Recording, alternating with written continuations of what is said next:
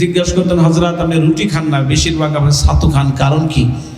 তিনি বলছিলেন, আমি চিন্তা করে দেখেছি, হিসাব করে দেখেছি, রুটি খেতে সময় বেশি লাগে আর ছাতু খেলে সময় অল্প লাগে, অতএব বাকি সময়টুকু আমি আল্লাহর জিকির করব।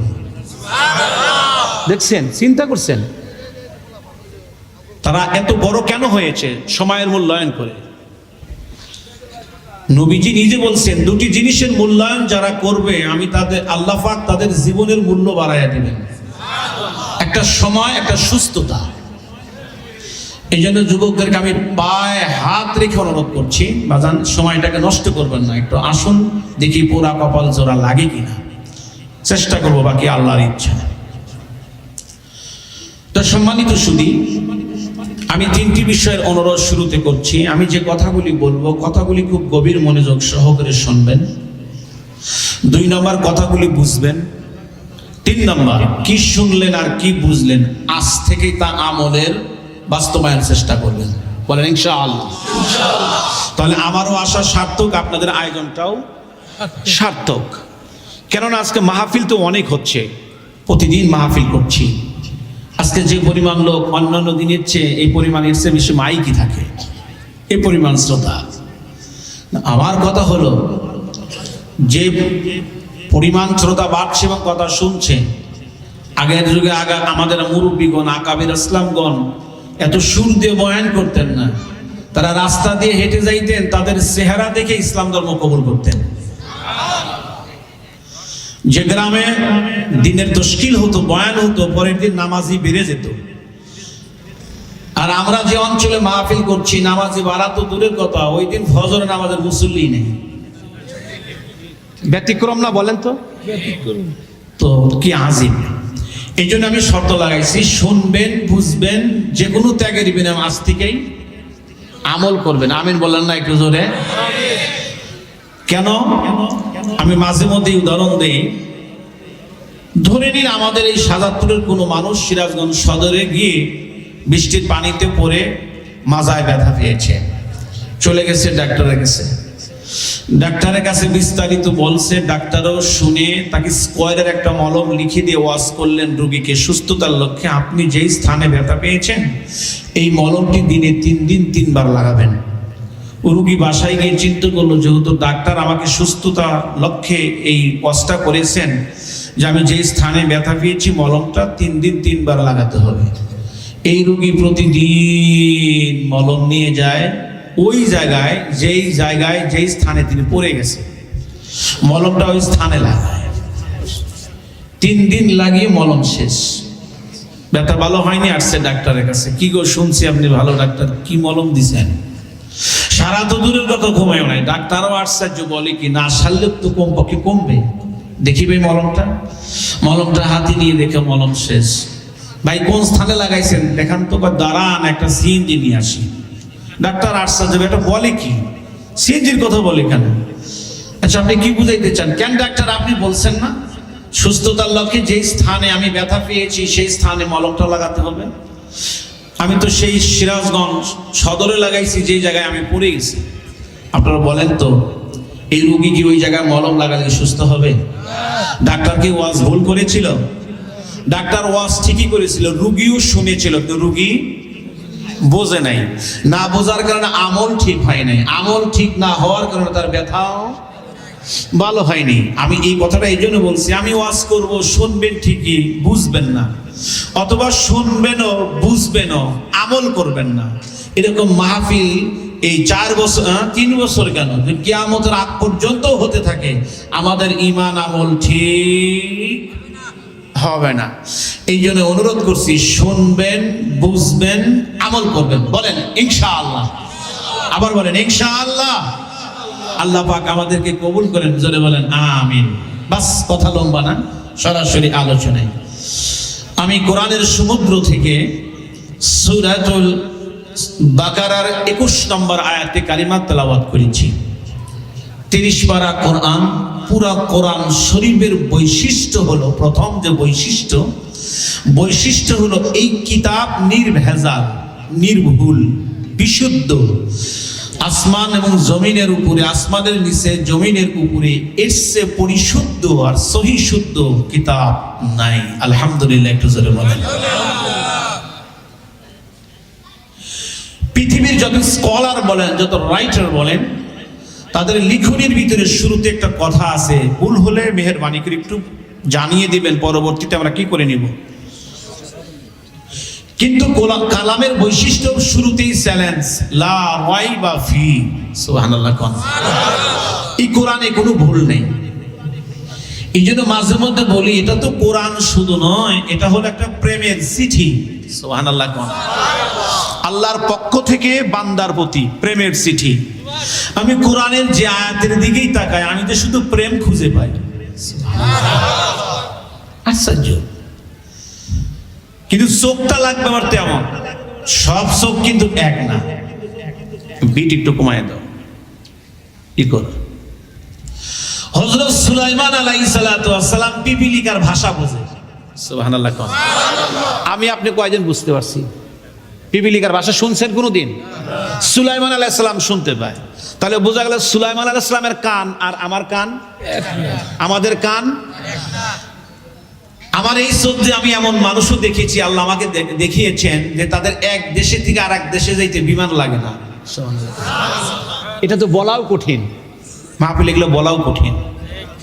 এক কদম বাংলাদেশে, এক কদম সৌদি আরবে, সকলের তার পার আবার কি এক? সব চোখ এক না। কিছু মানুষ এই জমিনে এখনো আছে, আমাদের জন্য মদিনা ৫,৫০০ কিলোমিটার দূর, তার জন্য মদিনা চোখের সামনে। বলেন, ইমাম মালিক সিদ্দিক রহমাতুল্লাহি আলাইহি নামাজ পড়তেন, তাকবীর হওয়ার, ইকামত হওয়ার পরে উনি একটু দেরিতে নিয়াত বাঁধতেন, তাকবীরে তাহরিমা বাঁধতেন। লোকজন জিজ্ঞেস করলো, হুজুর নির্ভয় একটা কথা জিজ্ঞাসা করতে চাই, কি? আচ্ছা, তাকবীর হওয়ার পরেও, ইকামত হওয়ার পরেও আপনি তো দেরিতে তাকবীরে তাহরিমা বাঁধেন কেন? উনি বললেন, বাবা আমি দুর্বল মানুষ, আমাকে দিয়ে তোমরা ইমামতি করাও কেন? যতক্ষণ পর্যন্ত আল্লাহর ঘর সামনে না আসে ততক্ষণ পর্যন্ত কি নিয়াত বাঁধা যায়? কি বুঝলেন? তার নামাজ আমাদের নামাজ এক। বাবজির আমার, কোরআনুল কারীমের এমন কোন আয়াত নাই যে আয়াতে আল্লাহর প্রেম লুকায়িত নয়। মূলত পুরা কোরআনুল কারীম হলো একটি প্রেমের কিতাব। কুল ইন কুনতুম তুহিব্বুনাল্লাহ,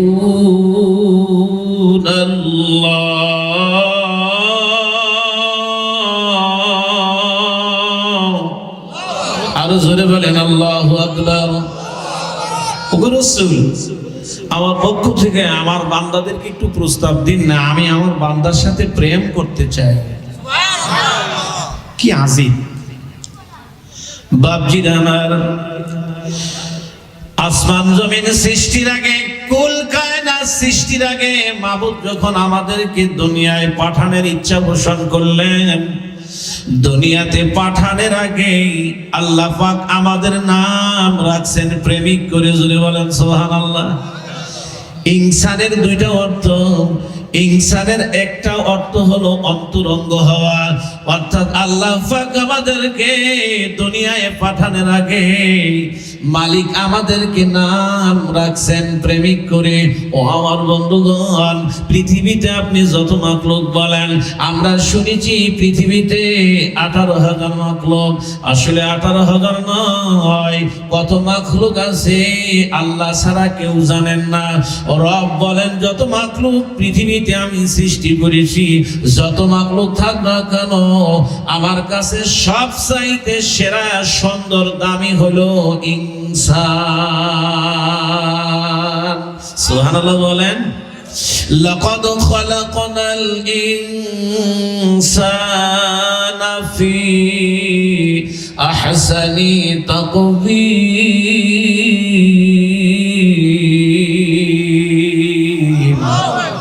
সবচেয়ে সুন্দর, সবচেয়ে সেরা, আমার পছন্দনীয় আমি সৃষ্টি করেছি মানুষকে। সুবহানাল্লাহ।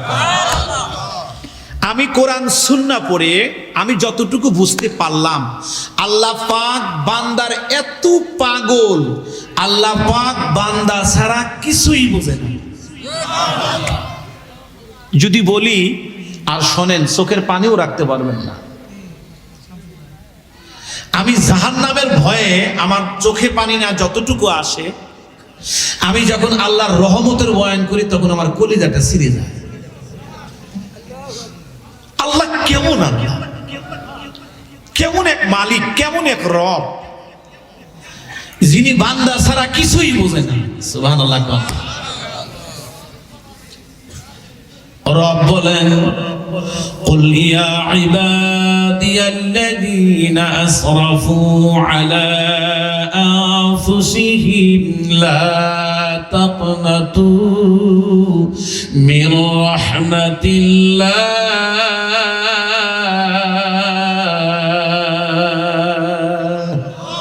আরেকটু জোরে বলবেন না আল্লাহু আকবার। এই আয়াতের তরজমা করার আগে মন চায় যে 2 রাকাত নফল নামাজ পড়িয়া তারপরে তরজমা করি। চিন্তা করছে, আয়াতের তরজমা হলো দুনিয়ার পুলিশ আসামিকে তালাশ করে শাস্তি দেওয়ার জন্য। কথা কয় না? দুনিয়ার অপরাধীকে দুনিয়ার জজ ব্যারিস্টার তালাশ করে শাস্তি দেওয়ার জন্য। কিন্তু আয়াতের মধ্যে আমার মালিক গুনাহগার থেকে সবচাইতে গুনাহগার। কেমন গুনাহগার?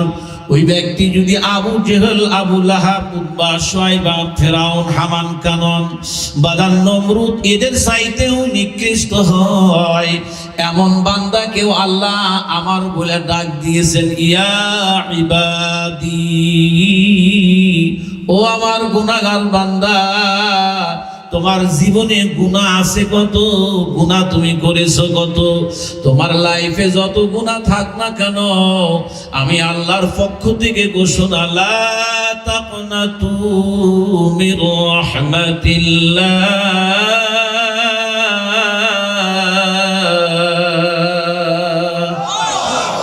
আমার দরবার থেকে নিরাশ হয়ো না। আমি এমন আল্লাহ, আমার দরবারে কোনো দফাদার নাই, কোনো পুলিশ নাই, কোনো আর্মি নাই। আমারে একবার বলো, আল্লাহ আমি ভুল করছি, আমারে মাফ করো, সব মাফ। কি বোঝেন? আল্লাহ পাক বান্দার কেমন পাগল। আল্লাহ বান্দা ছাড়া কিছুই বলে না। দুনিয়ার মানুষ একজন আর একজনকে যতই ভালোবাসুক সব সময় কাছে থাকে না। কথা কয় না?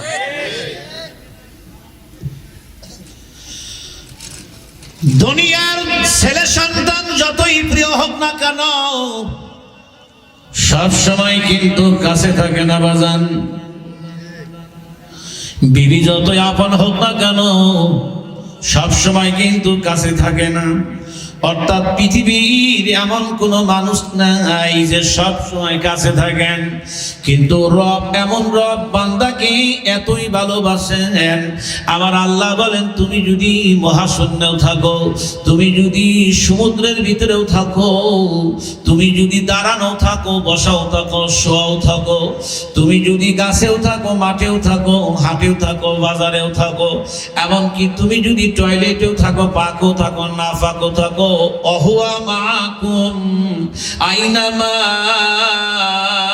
কুনতুম। না, একটু ভালো করে বলবেন না সুবহানাল্লাহ। কালকে মাহফিলে শিক্ষা দিয়েছি, বলতে হবে আমার আল্লাহ। বলেন না একটু? আমার মাহফিল গুলিতে আমার মন চায় যে আমি খালি প্রেমের রস করি। সুবহানাল্লাহ বলেন। মন চায় যারা আসে তারা যদি আল্লাহরে চিনতো, মন চায় এরা যদি আল্লাহরে চিনে ইবাদত করতো, মাকামে মুশাহাদার মাকাম অর্জন করতো, মাকামে ইহসান অর্জন করতো, সেজদা না কত দামি সেজদা হতো। কি যে মজা আছে, কেমনে বুঝাই। আল্লাহ তুমি আমার একটু বুঝানোর তৌফিক দাও। আল্লাহ এই মাহফিলটাকে তুমি কবুল করো। আল্লাহ আল্লাহ দয়া করে একটু কবুল করো। আল্লাহ দেখি পোড়া কপাল জোড়া লাগে কিনা, একটু দোয়া করতে থাকেন। তবে যারা পিছনে আসতেছে জায়গা হয়তো পাচ্ছে না, এই সামনেটা বসা প্রথমে আমাদের ভুল হয়েছে, যার কারণে এই পিছনের লোক তো ঘুরে আর এখানে আসা কঠিন, তাই না? এরই ফাঁকে যদি অল্প সময় যেহেতু আব্বা আমি কষ্ট কেমনি দেই, আমার একটু বিবিকে বাধা লাগছে, শীতের দিন যে জায়গাটা বলছেন এই জায়গাটা বড় আরামের জায়গা, আমি কেমনে করে বলি যে আপনারা একটু সামনে আসেন, এটা আমার দিলও মনও চাচ্ছে না, কিন্তু সুন্নাত হিসেবে আমি বলছি যে একটা সুন্নাতের পর আমল হবে, 100 শহীদের সওয়াব আমল নামায় লেখা হবে। এই দেখেন কত সুন্দর দেখা যাইতেছে এখন, দেখেন। জি জি, পুরাটা মাহফিল যেন কান্নায় ভেসে যায়, ইনশাআল্লাহ দোয়া করতে থাকেন, হবে। একটু একটু কষ্ট করে না, এই যারা যুবক তারা করো, মুরব্বীদেরকে ওই জায়গায় রাখো, মুরব্বীদেরকে ওই জায়গায় রাখো, যুবকরা একটু আসো। জি জি জি, আলহামদুলিল্লাহ আলহামদুলিল্লাহ আলহামদুলিল্লাহ আলহামদুলিল্লাহ, মাশাআল্লাহ।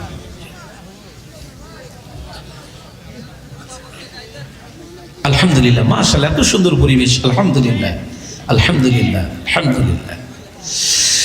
এ বাপজির আমার খুব খেয়াল,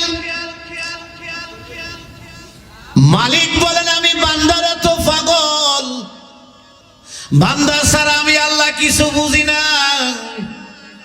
বান্দা তুমি যেখানেই থাকো না কেন, যে অবস্থায় তুমি থাকো না কেন, অহুয়া মাআকুম আইনামা কুনতুম, আমি আল্লাহ তোমার সাথেই থাকি।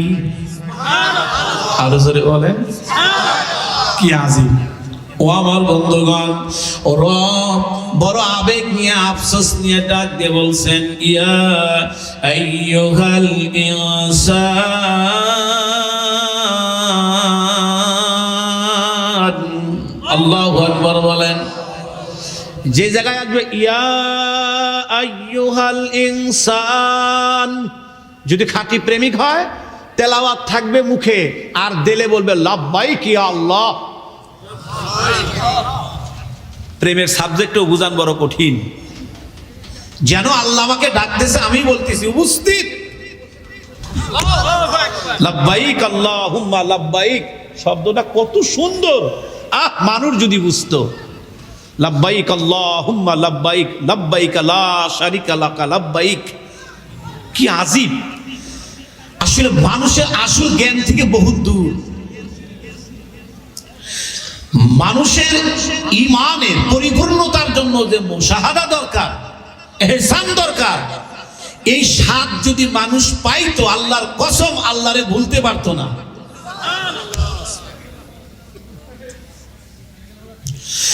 রব ডাক দিয়ে বলেন, ইয়া আইয়ুহাল ইনসান মা গররাকা বিরাব্বিকাল কারীম।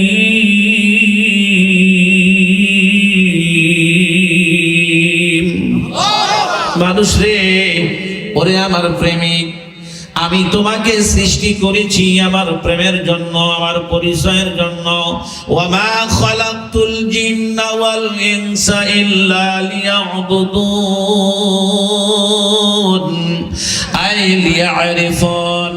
মুসলমান ভাইরা আমার, তাফসীরে জালালাইনের মধ্যে লেখেন, বাপজিরা আমার, আল্লাহ পাক জিন ইনসানকে সৃষ্টি করেছেন আল্লাহর পরিচয়ের জন্য।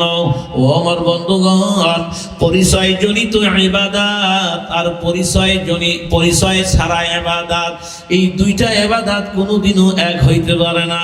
কেননা কিতাবের মধ্যে পড়েছি, নবীরা 3 কারণে গুনাহ করতে পারে না। নবীরা মাসুম। কেন মাসুম? ও আমার বন্ধুগণ, নবীরা সব সময় মুশাহাদার মাকামে থাকতো। মুশাহাদা কাকে বলা হয়? আনতা আবুদাল্লাহ কান্নাকা তারা ফা ইল্লাম তাকুন তারা ফা ইন্নাহু ইয়ারাক। অর্থাৎ আল্লাহকে দেখে দেখে ইবাদত করা। বাদান পয়গম্বরগণ সব সময় আল্লাহর সামনে হাজির থাকতেন। তারা বাদান অন্তর্চক্ষু হোক আর তাদের এই চক্ষু হোক, তারা আল্লাহকে দর্শন করতে পারতেন, যার কারণে তাদের দ্বারা গুনাহ সংগঠিত হইতো না। ও আমার বন্ধুগণ, আমাদের নবীও আমাদেরকে বলে গেছেন, এমন ভাবে বন্দেগী করো যেন তুমি আল্লাহকে দেখতেছো। এই মাকাম যদি অর্জন করা তোমার কঠিন হয়, তাহলে তুমি খেয়াল করো আল্লাহই যেন আমাকে দেখতেছেন। ও আমার বন্ধুগণ, এই খেয়াল যদি কোনো মানুষের থাকে, ওই মানুষটার দ্বারা গুনাহ হইতে পারে না। যদি কোন কথা ঠিক না ঠিক? এই জন্য রব বলতেছেন আমি তোমার এত পাগল, আমি তোমারে ছাড়া কিছুই বুঝি না। ও বন্ধু, সূরাতুল বাকারার 21 নম্বর আয়াতে রব এই জন্যই বলতেছেন ইয়া আইয়ুহান নাস, ও তামাম দুনিয়ার মানুষ, আমি আল্লাহর নির্দেশ ওয়া'বুদু রাব্বাকুম, তোমরা আমি আল্লাহর বন্দেগী করো, আমি আল্লাহর ইবাদত করো।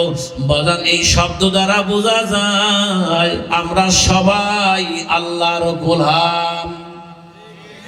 বলেন আমরা আল্লাহর কি গোলাম? একটা প্রশ্ন করি, গোলাম স্বাধীন না পরাধীন? গোলাম কি? গোলাম কখনো কি হইতে পারে না, ভেজাল তো এই জায়গায়। স্বাধীন হলো গরু ছাগল, যা ইচ্ছে তাই করবে, যে খেতে ইচ্ছে সেই খেতে খাবে, যখন ইচ্ছা তখন ঘুমাবে, যখন ইচ্ছা তখন উঠবে, যেখানে ইচ্ছে সেখানে প্রস্রাব পায়খানা করবে। মানুষ কি তাই পারবে? কেন পারবে না? মানুষ গোলাম। বলেন মানুষ বলেন মানুষ কার গোলাম? অতএব মানুষ ইচ্ছা মতো চলার কোনো শক্তি নাই। মালিক বলেন উবুদু রাব্বাকুম, তোমরা আমি আমার ইবাদত করো। কেন করবা? আল্লাযী খালাকাকুম, সুবহানাল্লাহ বলেন। আল্লাহ পাক প্রথমে সৃষ্টির কথা নিয়ে আসছেন, আমি আল্লাহ তোমাদেরকে সৃষ্টি করেছি, আমি আল্লাহ তোমাদেরকে সৃষ্টি করেছি। বাদান সৃষ্টির কথা শুধু এক জায়গায় নিয়ে আসে নাই, মালিক সৃষ্টির কথা অনেক জায়গায় নিয়ে আসছেন। মানুষকে আমি সৃষ্টি করেছি। তোমার অতীতের দিকে তাকাও, তুমি কেমন ছিলে। রব এক এক জায়গায় এক এক রকমের কথা বান্দাদেরকে শুনিয়েছেন। আমি কোন মালিক, কেমন মালিক। তুমি যদি তোমার সৃষ্টি নিয়ে একটু গবেষণা করতে পারো, তোমার অস্তিত্ব নিয়ে যদি গবেষণা করতে পারো, তাহলে শেষ মুহূর্তে আমি আমার পক্ষ থেকে তোমাকে আমি একটা জ্ঞান দান করব। তখন তুমি দেখতে পারবে প্রকৃত মানুষ হলো আল্লাহ পাকের আয়না। কারে কই আর কারে বুঝাই, দেল কোথায় আর কান কোথায়। আর শেখ বলতেন কওয়াও যায় না, সওয়াও যায় না। বুজুর্গানে দিন বলেন মারা আরাফা নাফসাহু ফাকাদ আরাফা রাব্বাহু। যদি কোনো মানুষ নিজেকে চেনে, সে আল্লাহকেও চিনবে। সুবহানাল্লাহ জোরে কোন। পৃথিবীতে যত সৃষ্টি আছে, আমার মালিক বলেন সবচাইতে সুন্দর সৃষ্টি হলো আমার কাছে মানুষ, ইনসান রে। তোমার অতীতে তাকাও, তুমি কেমন ছিলে, কোথায় ছিলে, কি রূপে ছিলে। যদি তোমার অতীতের দিকে তাকাও, তাহলে আমি মাওলাকে তোমরা খুঁজে পাবে। ও আমার বন্ধুগণ, রব সূরাতুল মুমিনুনের মধ্যে এই জন্য বলতেছেন আল্লাহ পাক আয়াতের মধ্যে বলেন ওয়ালাকাদ খালাকনাল ইনসান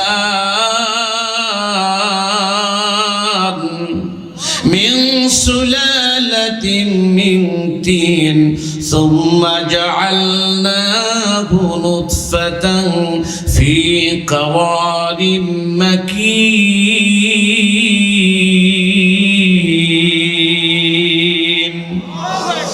ثم خلقنا النطفة علقة فخلقنا العلقة مضغة فخلقنا المضغة عظاما فكسونا العظام لحما ثم أنشأناه خلقا آخر فتبارك الله أحسن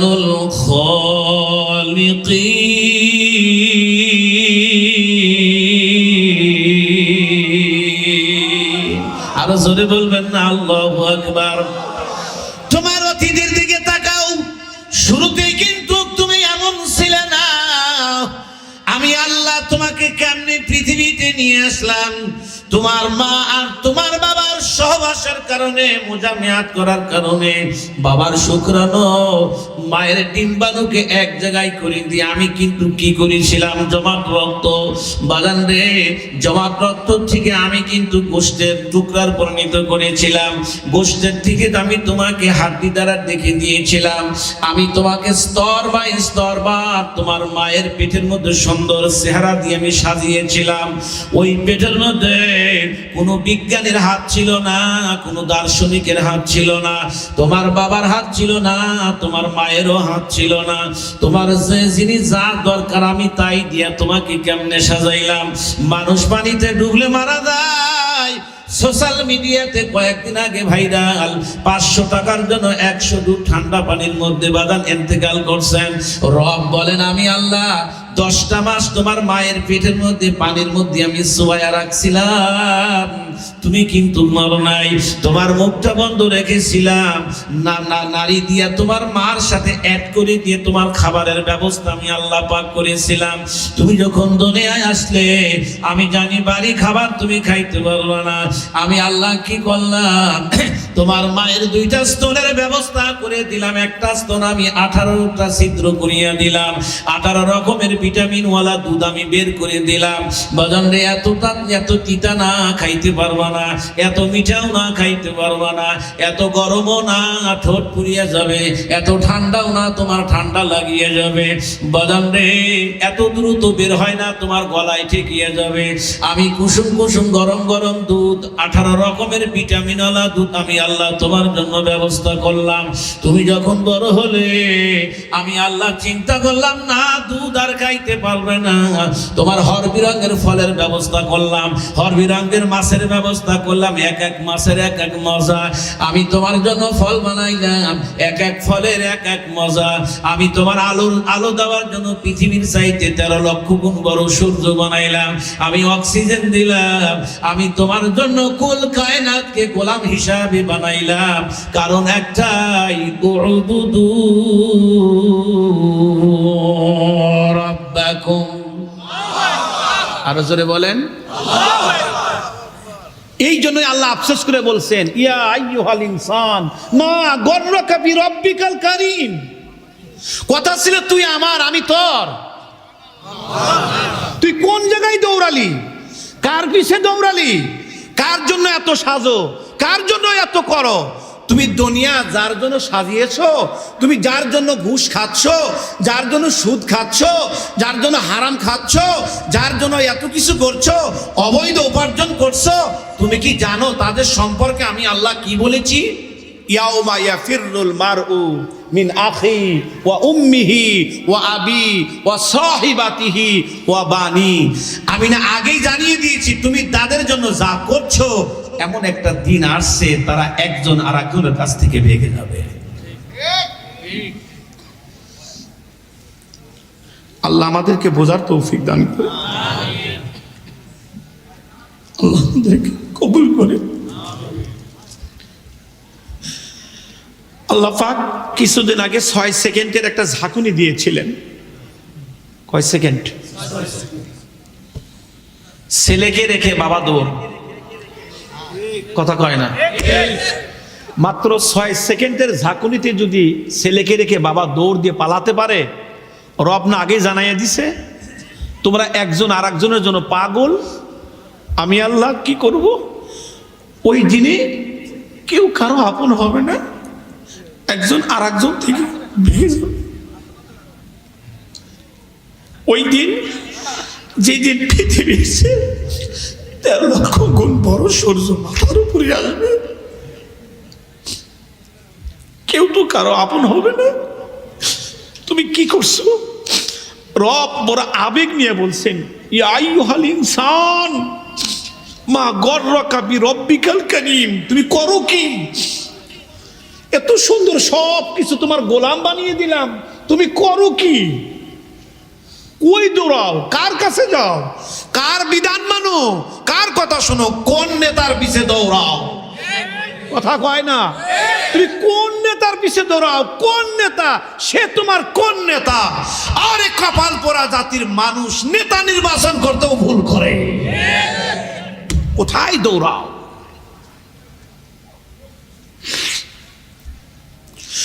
মুসলমান ভাইরা আমার, খুব ধ্যানের কান্দে বুঝবেন, রব কালামে হাকিমের মধ্যে আফসোস করছেন, ওয়ামা হাযিহিল হায়াতুদ দুনিয়া ইল্লা লাহবু ওয়া লাইব ওয়া ইন্নাদ দারাল আখিরাতা লাহিয়াল হায়াওয়ান লাউ কানু ইয়ালামুন।